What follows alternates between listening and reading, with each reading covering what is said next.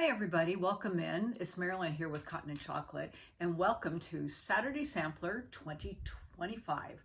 We're doing Stormy C, and I'm so glad that all of you are joining us. If you've done Saturday Sampler with me before, hey, welcome back. I'm so glad that you're with me. And if you're new to Cotton and Chocolate and our Saturday Samplers, I'm welcome in. If you're new, I'll explain a little bit of how this works with us. We always have two videos for every block. First, I talk to you about the fabric and the cutting, and then the second video is all of the piecing. If it's a brand new tool that I use, I'll go through the video of how exactly that tool is used so that you can look at it, you can see it up close, and you can rewind as many times as you want to really get it down. If you know how to use the tools and you've been with me before, then you can just fast forward through all of that, or if you need to, it's a great reminder. So since this is the first month, we do have two blocks in this month, so we're gonna have two different videos, or Jerry may put them all together in one, whatever he feels like doing. I don't know. But anyways, I'm going to break them up myself into two different formats of cutting and piecing, and then we'll go that way. So this will be block one, but we have a little bit of housekeeping that I want to go through. Housekeeping, or how we get going, or in other words, how do you get a perfect quilt? All right. If you look at my quilt, I don't have it up on the stand right now. Okay, AKA I forgot to bring the stand. But in any case, when you look at my points, they're great. And you know, am I going to brag about it? Yeah. And the reason I am is if you follow my tips and my tricks, your quilt is going to look like this. It really is. And some of you that have been doing this with me a long time are shaking your heads. Yeah, it will. It will, but you gotta listen to me. I really have some great points. And if you're fairly new to quilting, or you know, haven't done a lot, or maybe your points or your blocks haven't come out this great, man, just follow along. Okay, I really do have some things to point out to you that will really help improve your piecing over this year. Just trust me. Please trust me. Okay? Because look at these points look pretty darn good. Well, okay, that's just some piecing there, but you know, all of these points are working, okay? And we don't want to cut them off, and we want them to meet where they're supposed to meet, and these blocks to come out the right size. Okay, so how do you do that? There's two things, the reasons why your blocks will turn out great. Perfect cutting and a perfect scant 1/4 inch piecing. And I'm going to talk to you about how you get that. Number one, have a new blade. Your blade should feel like butter when you're cutting through. Okay, if you're get a new blade. Okay, and if you hit something, put a new blade in. All right, have a cutter that feels good in your hand and that you like cutting with. Okay, my splash cutter is my go-to. I love this cutter. It's great for me. It works great. And when the blade starts feeling bad, I put a new one in. Put a new needle in your machine. Okay, when was the last time you changed it? If you can't remember, change it. It should be changed after every big project or every 8 hours of sewing. All right, or sooner. Okay, clean up your machine. Make sure all your tools are working right and you have good lighting. Okay. Make sure that you have a good basic ruler that you like cutting with and you can see. Do not use your mat to measure your fabric. Ever, ever, ever, ever, ever. Use your ruler to measure your cutting. That's going to be accurate, okay? How do you check to make sure that you have a scant 1/4 inch? Okay, and I check mine regularly, okay, or periodically, and especially if you just got it serviced. Cut 3 strips of fabric. I just cut 3 strips of fabric that are 1.5 inches, all 3. Piece them like you normally piece them and press them. So I just press mine to the dark, and then measure the center. And that center strip should be a perfect 1 inch. Perfect, not almost 1 inch, okay? If it's too big, that means your seam is too little. It's less than a 1/4 inch. And if it's too small, that means your seam allowance is too wide. You have to fix it. by either changing, if you have an adjustable needle, you need to adjust it to the left or the right, okay, to either make a bigger seam or a smaller seam, depending upon how this turned out.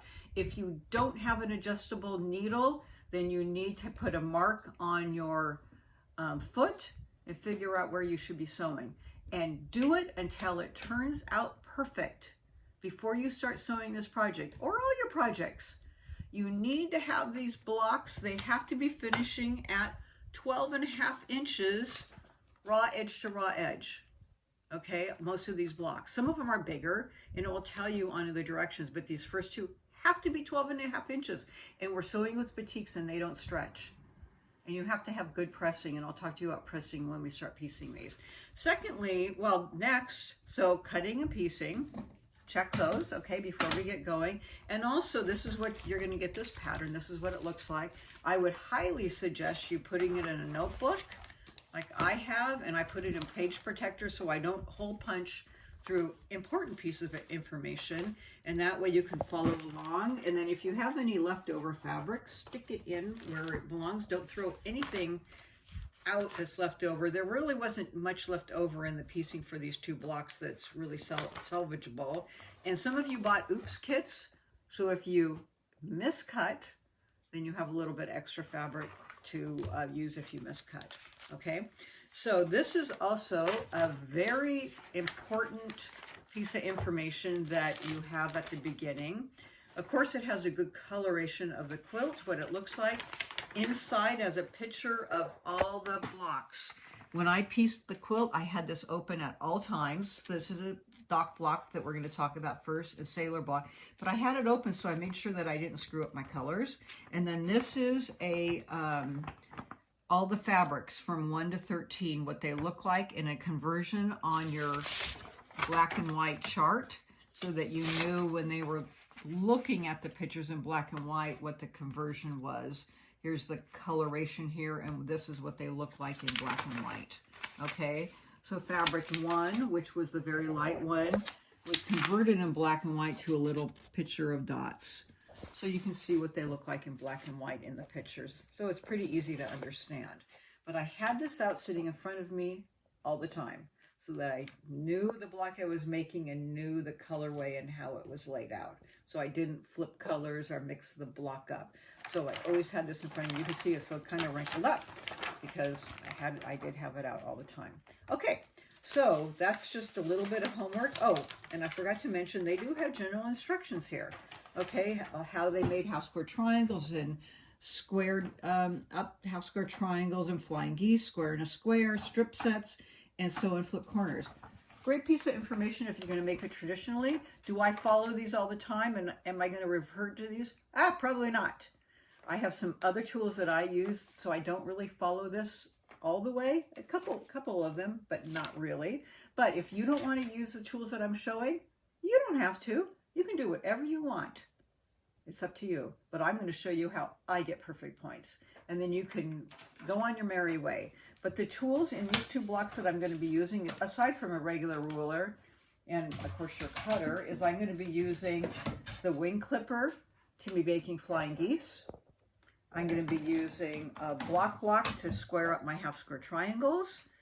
And then to do the square in a square, I actually just squared them up with a Tucker trimmer. It's not necessary. I happen to have it, but you'll need some kind of square up ruler, a square ruler.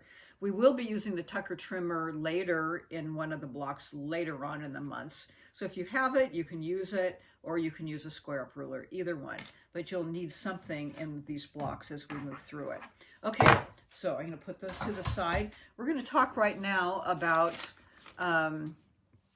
block 1, and I have them cut down by the colorway. And let me get this out of the way. And you get a little piece of information with your packet, and in italics are the changes that we made that differ from the cutting here. So if you want to do it traditionally and not follow along with what I did, follow these. If you want to do what I'm doing, then follow the instructions that we've given you in the packet. Okay? And that's the ones that I'm going to be reading to you in the video is what I'm doing. Okay. So from fabric 1, which is this fabric. And I'll have them laid out because then it's easier for you to see. This is fabric 1. You're going to cut 2 3 1/4 inch squares, and this for the square and a square, and you're going to cut them once diagonally to yield 4 triangles. From fabric 3, which is this kind of, you know, more on the yellow side, you're going to cut 4. You're going to cut 1 long 3 1/4 inch strips. Actually, it's a long piece of fabric. You're going to cut 2 3 1/4 inch strips, okay? And then out of that, you need to cut actually 8 3 1/4 inch squares. The first one says cut 4 3 1/4 inch squares, so you cut those off, okay? And then the next cut, we're going to also cut, that's for the half square triangles. Then the next cut is 4 3 1/4 inch squares for the flying geese. Do not cut those on the diagonal. Keep them square. So you really have 8 3 1/4 inch squares.